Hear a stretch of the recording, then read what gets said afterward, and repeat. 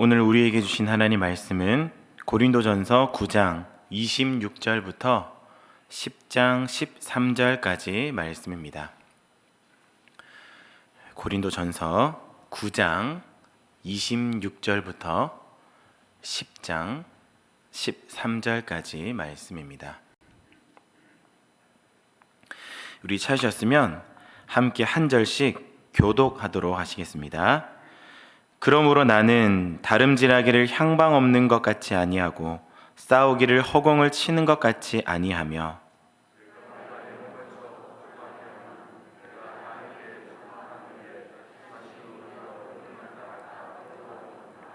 형제들아, 나는 너희가 알지 못하기를 원하지 아니하노니 우리 조상들이 다 구름 아래 있고 바다 가운데로 지나며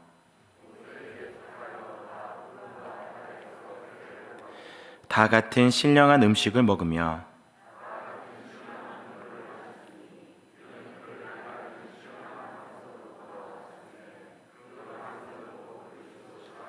그러나 그들의 다수를 하나님이 기뻐하지 아니하셨으므로 그들이 광야에서 멸망을 받았느니라.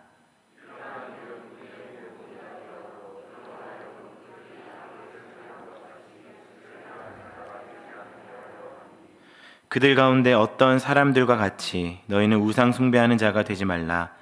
기록된 바 백성이 앉아서 먹고 마시며 일어나서 뛰논다 함과 같으니라.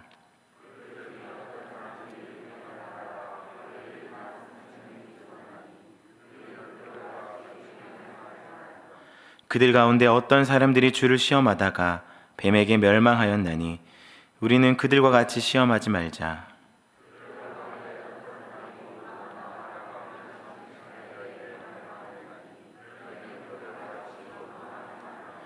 그들에게 일어난 이런 일은 본보기가 되고 또한 말세를 만난 우리를 깨우치기 위하여 기록되었느니라.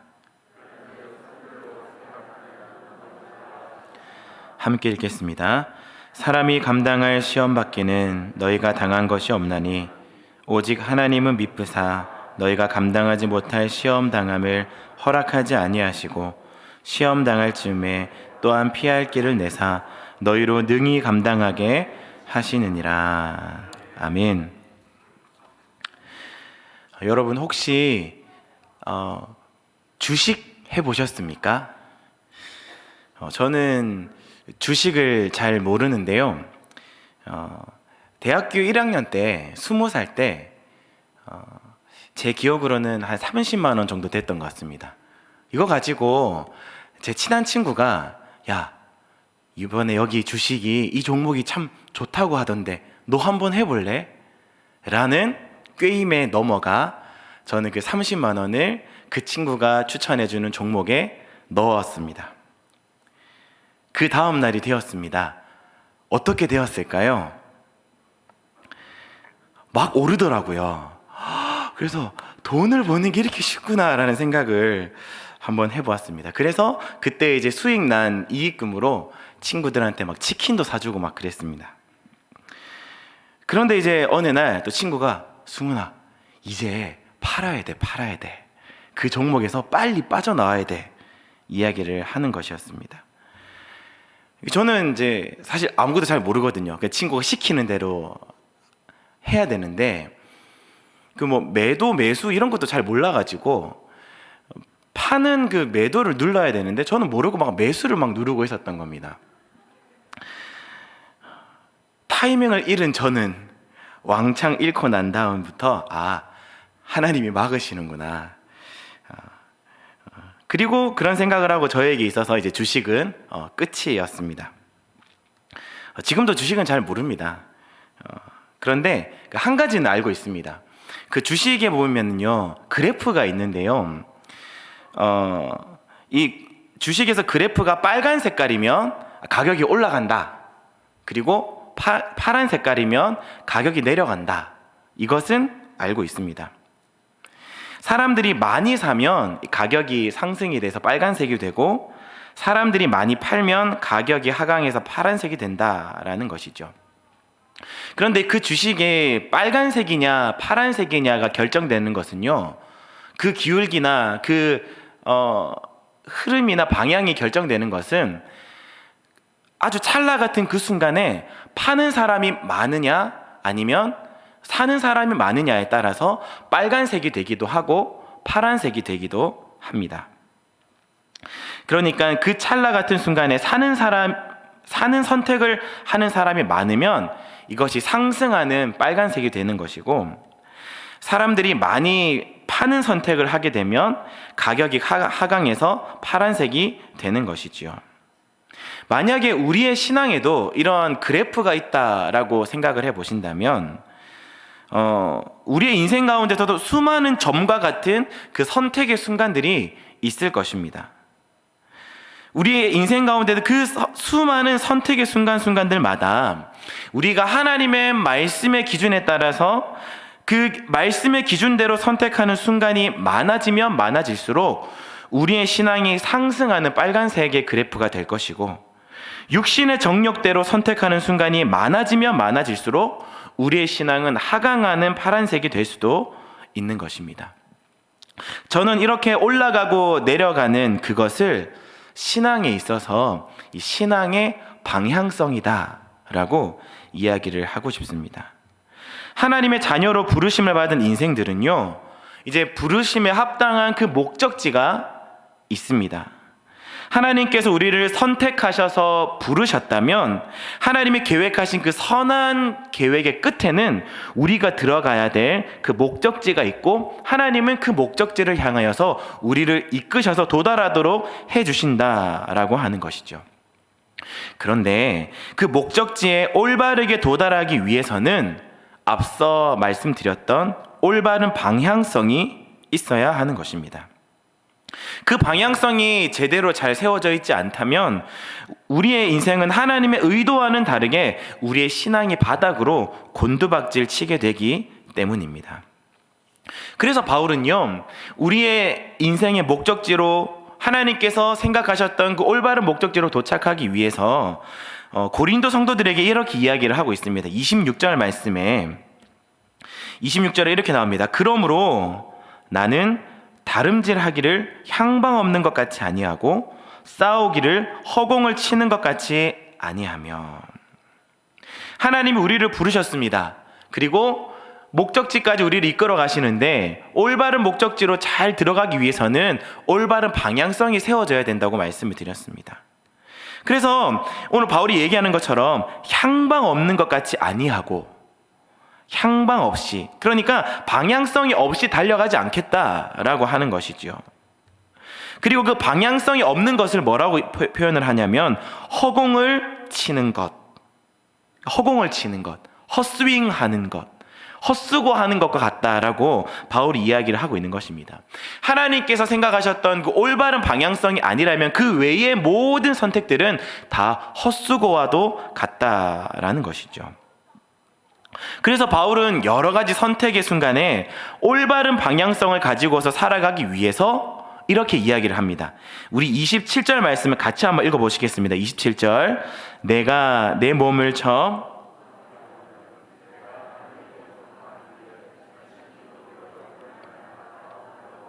아멘. 그래서 바울이 달려갈 때 올바른 방향성을 가지기 위해서 내가 내 몸을 쳐서 복종시킨다라고 하고 있습니다. 왜 몸을 쳐서 복종시켜야 할까요? 그 이유는 인간은 가만히 두면 자연스럽게 타락하는 길로 가기 때문입니다. 방향을 잃어버리기 일쑤인 것이 바로 인간이기 때문인 거죠. 그래서 몸을 쳐서 억지로라도 복종시켜서 우리가 갖고 있는 이 육체의 정욕을 거슬러서 하나님께서 원하시는 방향대로 선택하고 살아가겠다라고 하는 그런 결심이 이 바울이 지금 얘기하고 있는 그 내용인 것입니다. 그런데 몸을 쳐서 복종시키는 것은요, 힘든 일이기도 하고 또 한계가 있는 일입니다. 아무리 내가 내 몸을 쳐서 잘 살아내어야지, 말씀대로 살아야지, 승리해야지, 하나님께서 원하시는 그 방향대로 살아가야지, 아무리 우리가 노력을 하고 의지를 가진다 하더라도 그 노력에는 반드시 한계가 따르게 되어 있습니다. 그래서 하나님은 이 인간이 올바른 방향성을 잘 가질 수 있도록 개입하셔서 도와주십니다. 하나님이 사람들에게 어떻게 도와주시는가? 10장 13절 말씀입니다. 우리 10장 13절 같이 한번 읽어보시겠습니다. 사람이 감당할 시험 밖에는 너희가 당한 것이 없나니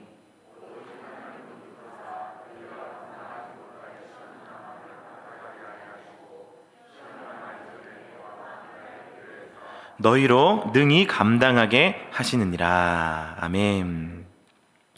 하나님은 감당할 만한 시험을 사람들에게 허락하심으로 사람들로 하여금 올바른 방향성을 가지고 유지할 수 있도록 하나님이 개입해서 도와주신다라고 하는 것입니다. 그런데 오늘 이 13절에 나오는 이 시험이라는 단어는요, 그냥 우리가 생각하는 어떤 테스트, 그냥 시험한다라는 개념이 아닙니다.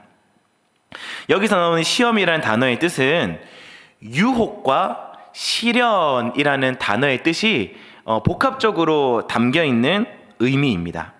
유혹이라는 단어는요, 사단이 하나님의 백성으로 하여금 죄에 빠지도록 만들기 위해서 하는 것이 유혹입니다.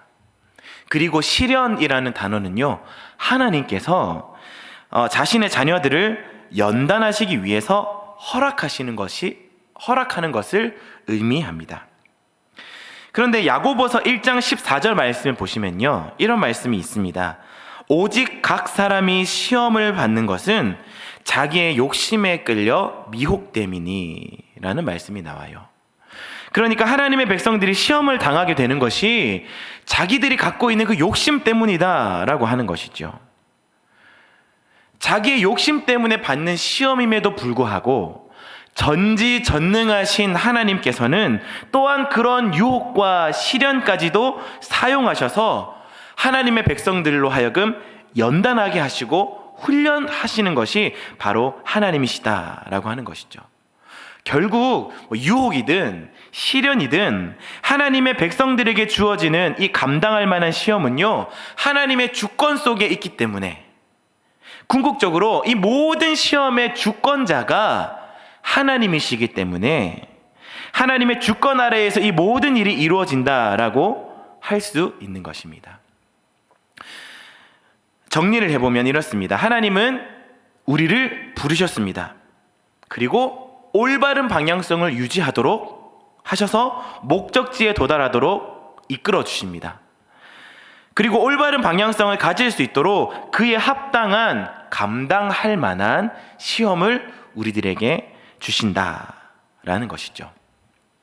그런데 여러분, 여기에서 감당할 만한 시험이라는 뜻이 어떤 의미입니까? 당연히 우리가 감당할 만한, 그러니까 우리가 감당할 수 있는 그런 쉬운 수준의 시험, 우리에게 감당할 만한 충분한 능력이 있어서 그것을 충분히 뛰어넘을 수 있는 그럴 만한 시험이라고 하는 의미겠지요. 하나님은 그런 시험을 우리들에게 주신다라는 것입니다. 그런데 현실 속에서는 어떻습니까?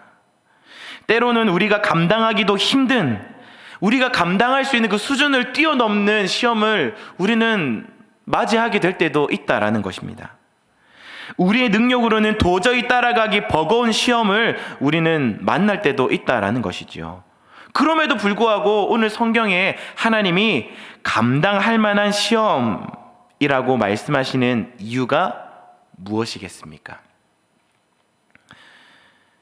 그 이유는 한 가지입니다.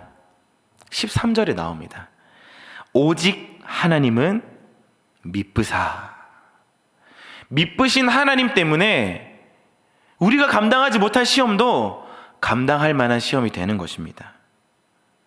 감당할 수 있는 이유가 나에게 있는 것이 아니라 미쁘신 하나님께 있다라고 하는 것이죠. 하나님 때문에 우리는 감당할 수 없는 시험도 감당할 수 있게 된다라는 것입니다. 미쁘신 하나님 때문에 그렇습니다. 여기서 이 미쁘다라고 하는 뜻은요, 이런 뜻입니다. 신실하다, 믿을만하다, 믿을 수 있다, 하실 수 있다, 이런 뜻입니다.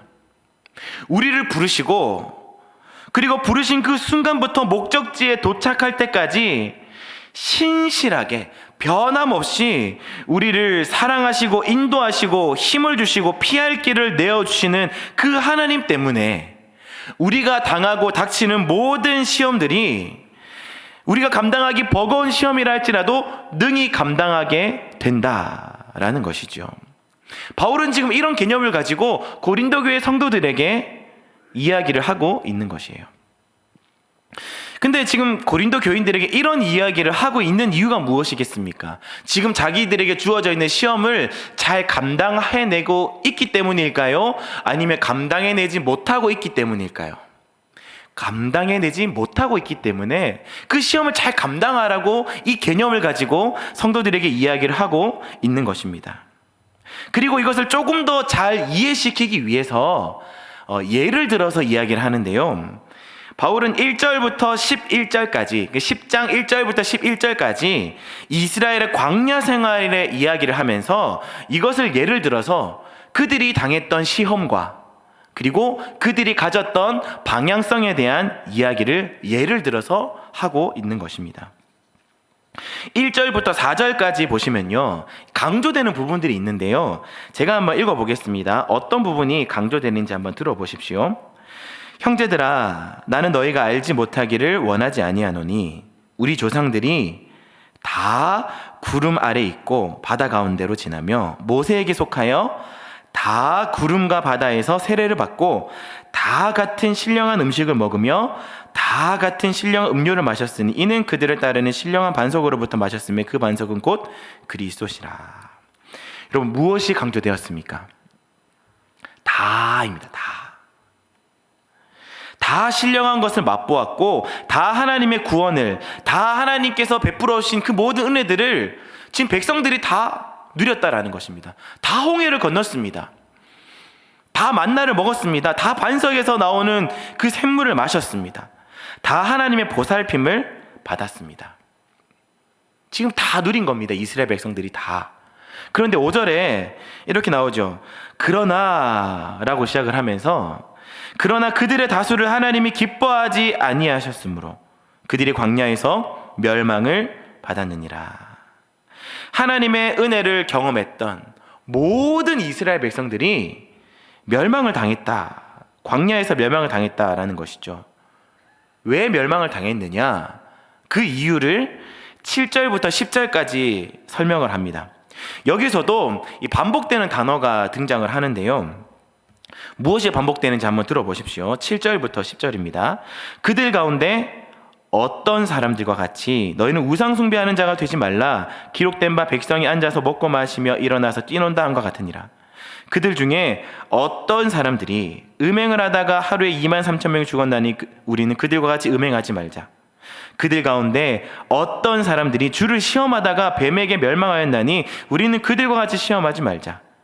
그들 가운데 어떤 사람들이 원망하다가 멸망시키는 자에게 멸망하였나니 너희는 그들과 같이 원망하지 말라. 여기서 반복되는 단어가 있죠. 무엇이 반복되었습니까? 어떤 사람들이. 여기서 말하는 어떤 사람들이라는 것은 다수 중에 어떤 사람이라는 뜻입니다. 그러니까 다 같이 은혜를 맛보았습니다. 다 같이 신령한 것을 누렸어요. 다 같이 하나님의 부르심을 받아서 이제 하나님께서 말씀하셨던 그 목적지인 가나안 땅으로 이제 가는 싸움을 시작을 했습니다.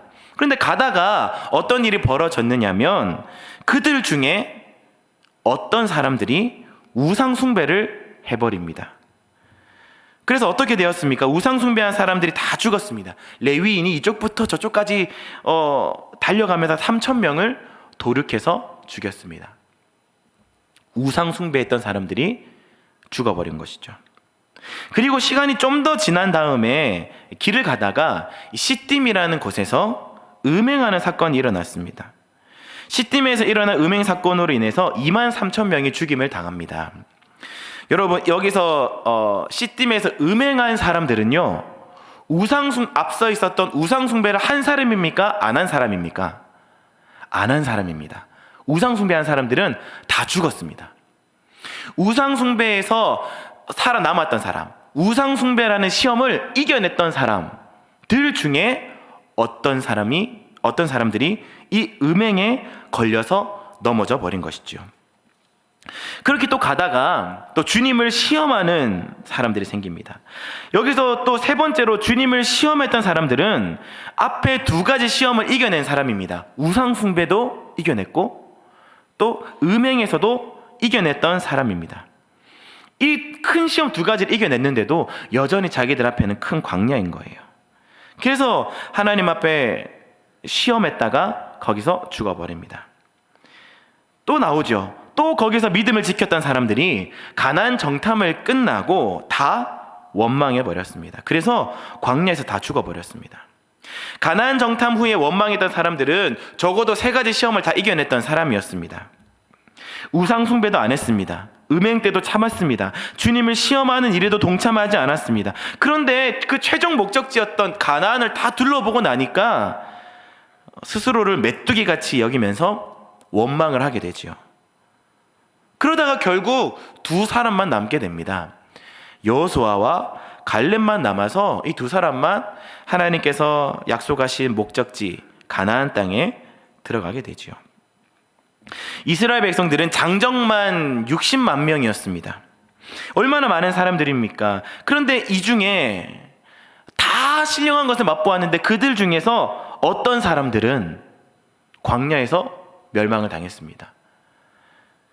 59만 9,998명이 우상숭배하고 음행하고 주님을 시험하고 원망하는 그 시험에 걸려 넘어져서 다 죽어버렸습니다. 여호수아와 갈렙을 제외하고 다 죽었습니다. 여기서 얘기했던 이 어떤 사람들은요, 주님을 모르는 사람들이 아니었습니다. 다 하나님을 알고 다 은혜를 맛보았던 사람들입니다. 하나님의 신령한 것도 체험했고 은혜도 받았습니다. 그런데 다 넘어졌습니다. 다 죽었습니다. 다 멸망을 당했습니다. 왜 그랬을까요? 왜 죽었을까요? 이 어떤 사람들은 하나님이 주관하셨던 그 감당할 만한 시험 속에서 미쁘신 하나님을 잊어버렸기 때문입니다. 그들을 부르시고 인도하시고 역사하시고 기적을 베푸시고 지금도 그들의 기도를 들으시고 함께하시고 능력을 베풀어 주셨던 그 미쁘신 하나님을 잊어버렸기 때문에 넘어져 버린 것입니다.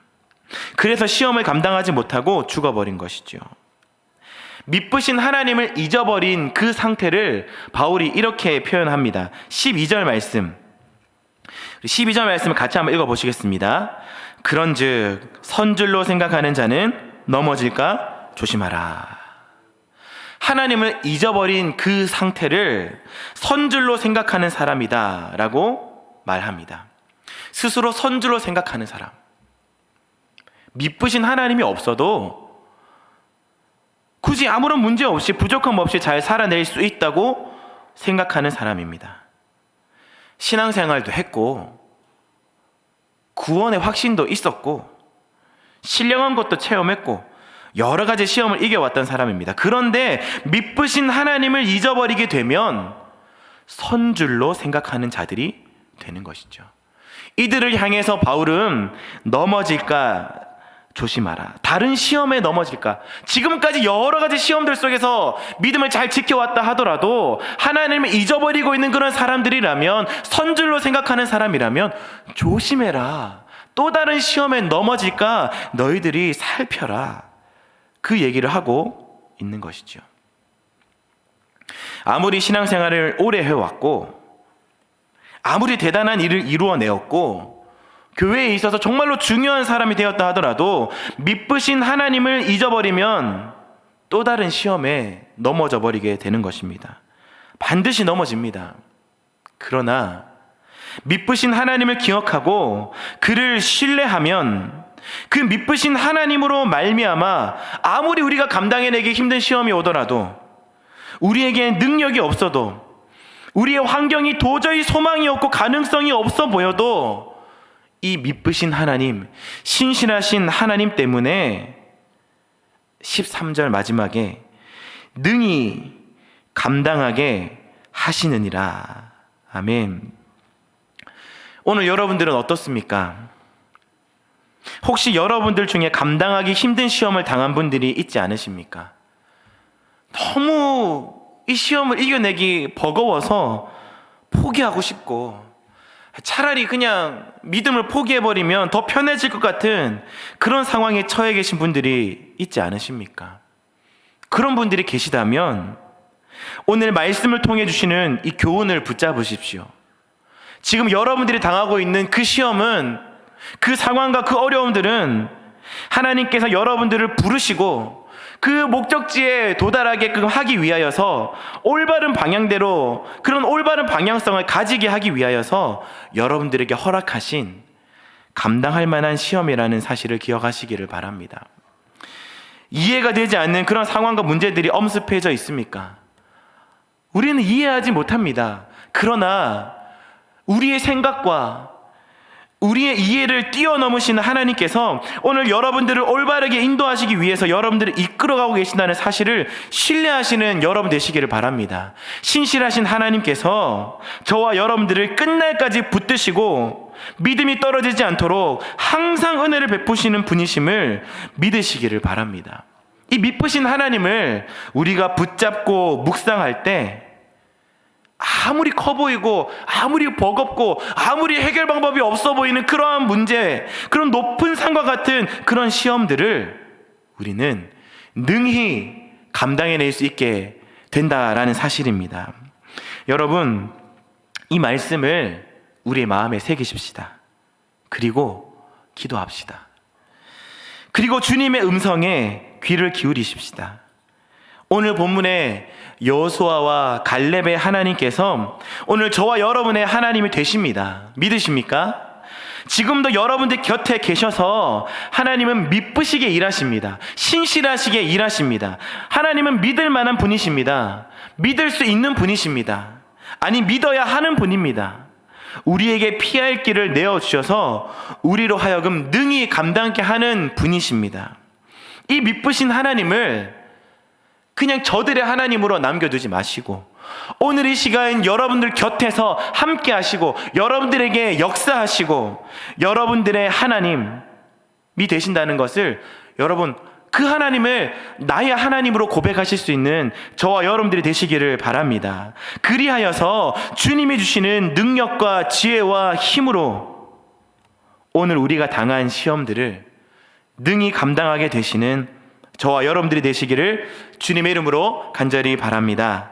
우리 마지막으로 불안해하고 걱정하고 지쳐있는 여러분들 자신들에게 선포하는 마음으로 우리 13절 말씀을 같이 한번 함께 합독하시고 오늘 설교를 마무리하도록 하시겠습니다. 우리 같이 한번 함께 합독하시겠습니다. 사람이 감당할 시험 밖에는 너희가 당한 것이 없나니 오직 하나님은 미쁘사 너희가 감당하지 못할 시험 당함을 허락하지 아니하시고 시험 당할 즈음에 또한 피할 길을 내사 너희로 능히 감당하게 하시느니라. 아멘. 우리 이 시간에 공동 기도문으로 같이 한번 기도하시고 우리 찬양하도록 하시겠습니다. 공동 기도문으로 함께 기도하시겠습니다. 함께 기도하시겠습니다. 하나님의 은혜로 우리를 부르시고 우리를 인도하시는 주님을 찬양합니다. 우리의 올바른 방향성을 위해 감당할 만한 시험을 허락하시는 주님, 도저히 감당하기 버거운 시험도 미쁘시고 신실하신 하나님으로 인해 능히 감당해낼 수 있음을 고백합니다. 여호수아와 갈렙의 하나님이 오늘 나의 하나님 되심을 믿습니다.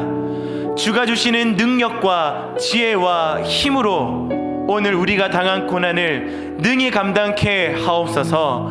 예수님의 이름으로 기도합니다. 아멘. 함께 찬양하시겠습니다. 아무것도 두려워 말라. 주님의 음성을 생각하시면서 찬양하시겠습니다. 아무것도 두려워 말라. 주 나의 하나님이 지켜주시네. 놀라지 마라. 겁내지 마라. 주님 나를 지켜주시 아무것도 두려워하지 말아라. 아무것도 두려워 말라. 주 나의 하나님이 지켜주시네. 놀라지 마라. 겁내지 마라.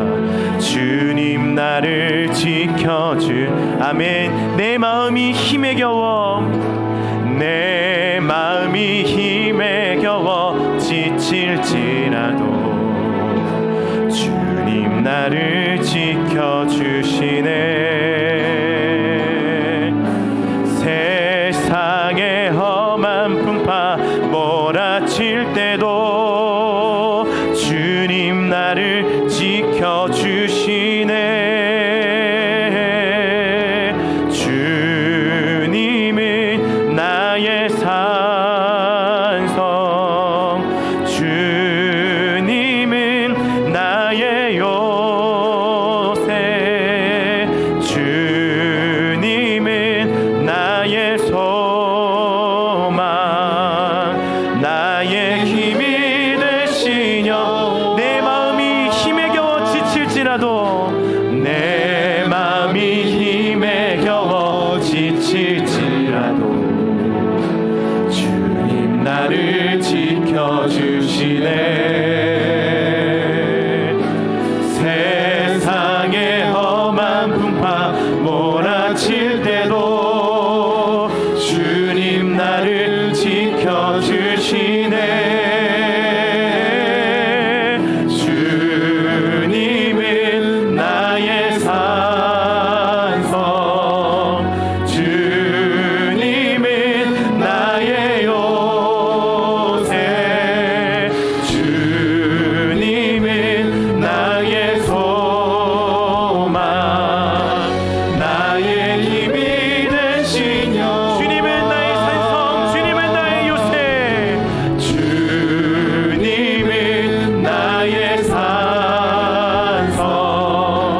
주님은 나의 요새, 주님은 나의 소망, 나의 힘이 되시며. 신실하신 하나님, 신실하신 하나님,